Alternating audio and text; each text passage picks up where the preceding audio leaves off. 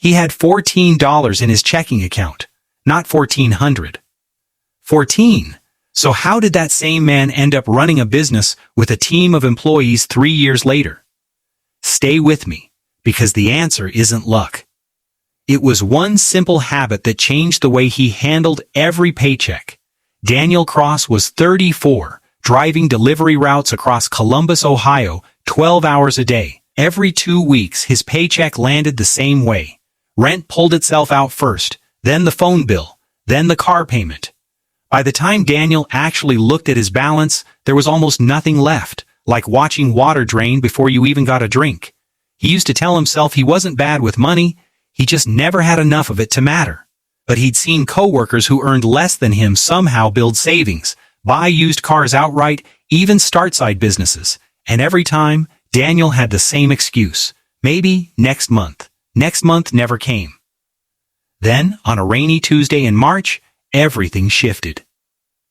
Daniel was parked outside a regular customer's house waiting out a storm when 81-year-old Mrs. Patterson knocked on his window and invited him to sit on her porch instead of soaking in his car. "You always look tired," she said. "Not sleepy tired, worried tired." Daniel laughed it off, but she didn't let it go. She told him about her late husband, who for 40 years set aside a small amount from every paycheck before touching a single bill. Daniel shrugged. It felt like nothing compared to his problems. Then she said the line that actually stuck with him. "You keep trying to save what's left. What if you saved first?" That night, Daniel couldn't stop thinking about it. He never saved money because he only tried saving whatever was left over. And there was never anything left over. So on his next payday, before a single bill got paid, he moved $25 into an account he swore not to touch. It hurt. It felt like stealing from his own rent. But he survived the week anyway. The next month, it was $50.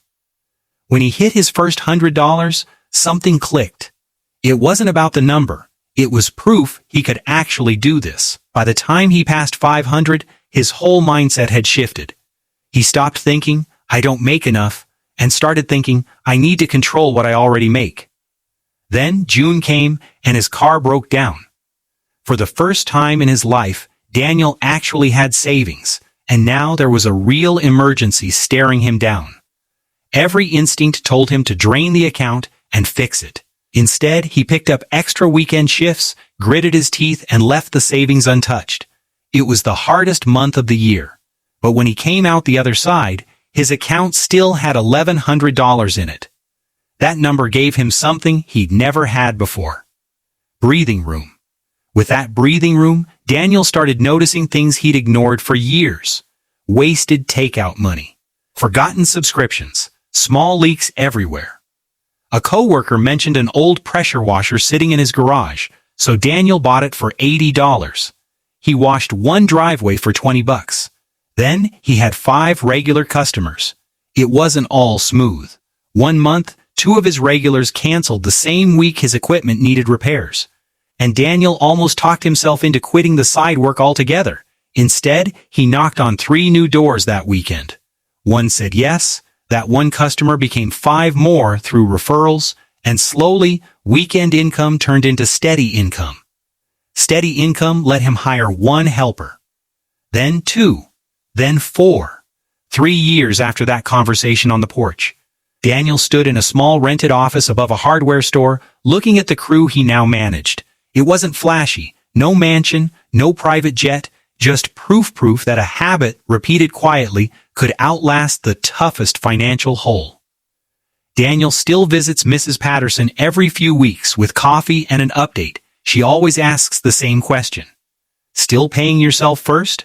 And Daniel always gives the same answer. Every single time. Before anything else touches it. Because in the end, it was never really about the $25. It was about the moment Daniel stopped waiting for money to feel comfortable and started paying his future self first. This story is a work of fiction. Any resemblance to real people, businesses, or events is purely coincidental. It is intended for entertainment and general inspiration only, and should not be taken as financial or investment advice.